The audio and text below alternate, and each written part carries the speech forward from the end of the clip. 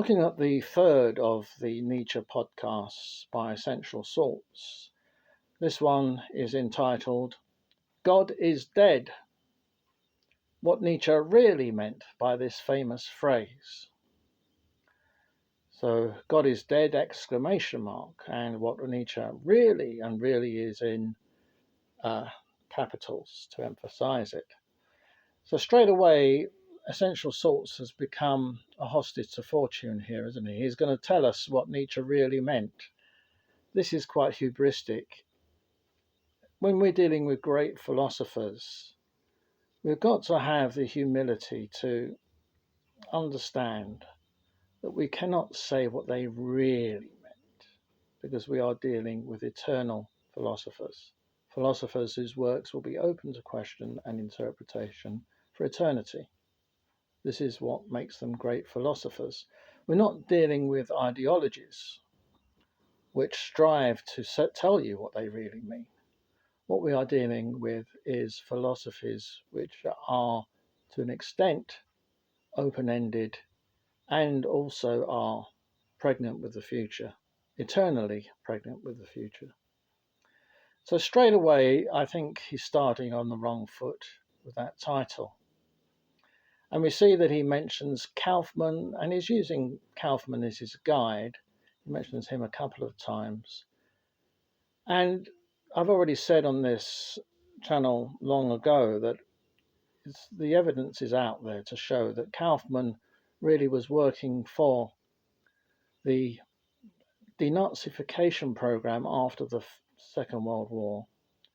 So whereas the Soviets after the Second World War banned Nietzsche, the Americans and the British adopted a different idea of trying to whitewash Nietzsche, make him more acceptable to the democratic tastes of the time, kind of sanitize him, bowdlerize him. And this is what Kaufmann is intent on doing with his English counterpart, Hollingdale. So Kaufmann is not an authority, and straight away we see that Salts is not only starting on the wrong foot, but he's also betraying his underlying mentor, Kaufmann, here.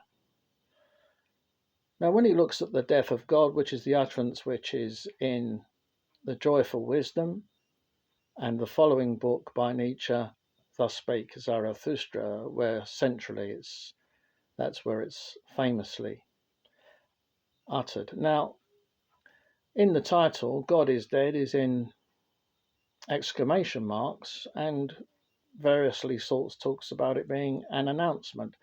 But of course, in the Zarathustra, it's not really an announcement. It's more spoken to himself by Zarathustra. It's not really announced. It's really, by Zarathustra's time, it's an assumption that everyone should know that the Christian God is dead. That's essentially what the position is by the time of Zarathustra. And contrary to what Salts said in the first podcast, Nietzsche was not the first atheistic philosopher. There were many more before him, and many more in ancient antiquity, which was, of course, Nietzsche's main inspiration was from the Greco-Roman antiquity, pre-Christian, of course. And so whereas Salts does reference Diogenes the Cynic and sees a parallel there with the reference in the Joyful Wisdom in the madman sequence, and there is obviously parallels there with the Diogenes the Cynic, it's worth noting, of course, that Salts uses the title The Gay Science from the Kaufmann, which is a translation, which is a horrible title.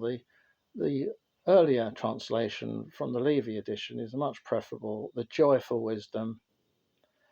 And in that section, you might see an allusion to the Diogenes, the Cynic philosopher. But there is a much more pertinent classical allusion, which Essential Salts completely misses, and it's the most important one and the most central one. And it's from the Greco-Roman philosopher Plutarch, who died 120 AD. So he was around the time when Christianity started, although it was still just a small sect at that time.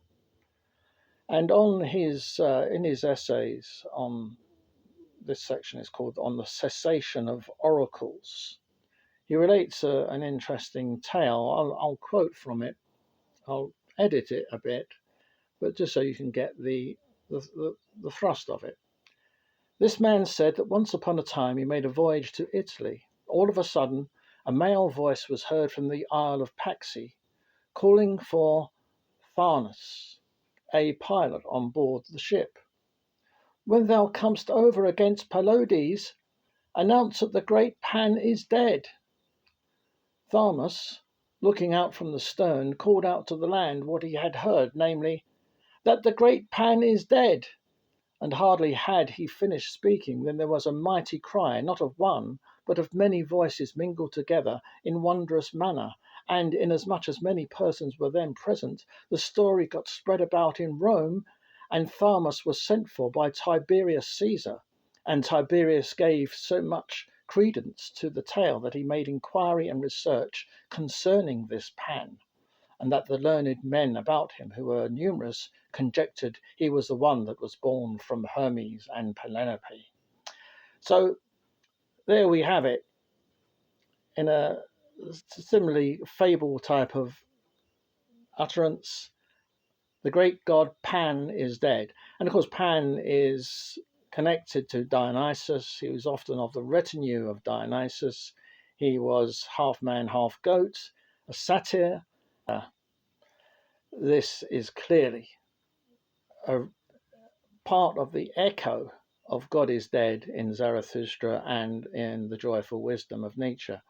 Nietzsche is echoing in a recurrent form, Pan is dead, the Christian God is dead, is echoing it in the cycles of the eternal return, eternal recurrence, and of course of revaluation of all values. With the death of Pan, we see the revaluation towards Christian values, which starts at that very time. We see it connected there with the Caesars. And in the 19th century, the late 19th century, we see the death of the Christian God and the political turmoils of that time. So this is a vital reference point to understand what Nietzsche means. Unfortunately, what Essential Salts does is he picks all kinds of texts from Nietzsche, usually quoting them out of context and making lots of ambiguities, and really gets lost and ties himself up into all kinds of knots. Tries to get himself back on course with a reference to Jordan Peterson about 28 minutes in. And he says that Peterson's reading of Nietzsche's Madman passage in the Joyful Wisdom, where there's the allusion to Diogenes, is, I quote, complete bullshit. So here we have Essential Salts describing Jordan Peterson's interesting remarks on Nietzsche as complete bullshit. Well, I think we can see a complete lack of intellect on Essential Salts' part here, can't we? And the section, the Madman section, as Salts does mention, contains the assertion by Nietzsche that the death of the Christian God undermines particularly Christian morality. Now, Salts tries to push this towards a leftist relativism. No morality is therefore has any authority, or all morality lacks authority. There's sheer relativism.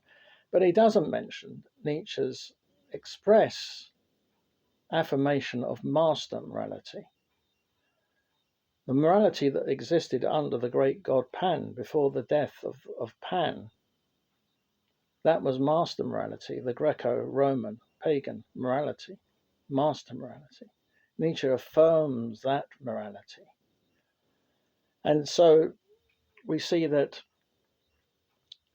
taking Nietzsche into that relativist, anarchist position completely leaves out the affirming side of Nietzsche in his philosophy, the philosophy of Zarathustra, and the philosophy, of course, that inspired fascism. And we see that the undermining of Christian morality led to the rise of fascism in the 20th century, with its firmly anti-Christian morality, inspired by Nietzsche. And Nietzsche presages this, he predicts it, he makes it possible. All this is completely ignored by Salts. Now, Salts emphasizes the idea that he talks about believability as being the main thing that underlines all religions. If a religion lacks believability, then it's dead. But this is clearly absurd, and I use the word advisedly because there's the famous Latin tag by Tertullian, who was an early Christian, died about a century after Plutarch, actually. And he said, "Credo quia absurdum." I believe it because it's absurd. And many religions, beliefs, whatever you want to call them, are believed in because of their, paradoxically, unbelievability. It is the very absurdity of the beliefs that make them somehow credible. And let's not be naive. Many people who follow religions now as then and before don't really believe in them. They just follow them formally and use them as sort of way stations within their lives. They don't have to believe in every miracle and every historical in and out of a religion. And so this shows a real shallowness on Salt's part and a misunderstanding that Pan's shadow still drifted over the centuries after Pan's death, and the same is happening after the death of the Christian God. Now, when he talks about, Salts talks about Thus Spake Zarathustra, and he's attacking Peterson along the way, Peterson is saying that there is an element of regret about the death of God in Nietzsche, and I think that is undeniable. Salts himself talks about the ambiguity of Nietzsche's writing generally, and yet suddenly when Peterson says something, he suddenly becomes all black and white on it, and oh no, Nietzsche is purely triumphant, which is not the case. There is an ambiguity there, and that's shown in the ugliest man, the character of the ugliest man in Zarathustra. Now, Salts says he doesn't know who the ugliest man is. Well, it's fairly well known by Nietzsche scholars that the ugliest man, and each character in Nietzsche's Zarathustra is somebody real, based on somebody real, Wagner, etc. The ugliest man is based on David Strauss, who was a very important writer in the 19th century. He wrote The Life of Jesus and other works.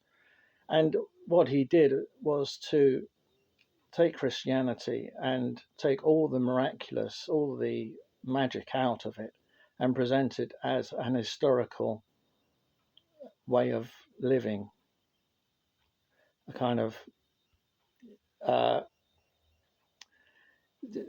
sort of turns Jesus into kind of a life coach. He keeps the morality there, but he takes out all the unbelievable bits, if you like. And this is what he does. And of course, one of Nietzsche's first essays is an attack on David Strauss. So he sees David Strauss as one of those who killed God, killed the Christian God. He killed the Christian God by turning the story of Jesus into the story of just a real man, an average man, or an exceptional man, I should say, but not the Son of God. And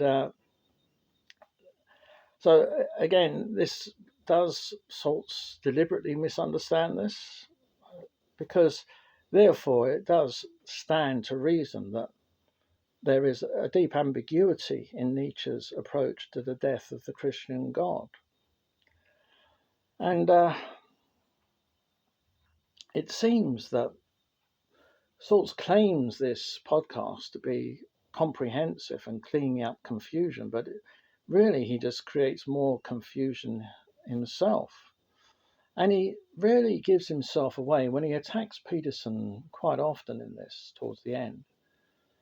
And he says that Peterson misappropriates Nietzsche. Now, I find that an absurd statement. Peterson is just giving his interpretation and opinion of Nietzsche's work from the perspective of a psychologist. It's hardly a misappropriation. And what makes it even worse is Salts lumps Peterson together with Martin Heidegger and Carl Jung. Martin Heidegger, the great philosopher, and Carl Jung, the great psychologist. And he claims that they too have misappropriated Nietzsche. This is someone coming from someone, Salts, who references Kaufmann.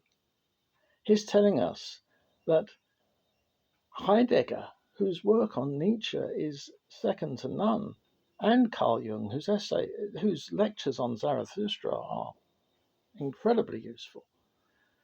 These two men did not misappropriate Nietzsche, these great philosophers and psychologists. They illuminated Nietzsche.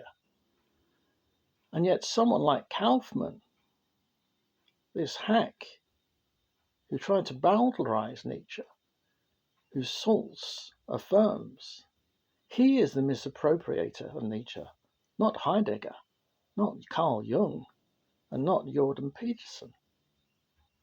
So quite clearly, Salts has come out inadvertently, perhaps, as a complete leftist interpreter and misappropriator, in my view, of Nietzsche.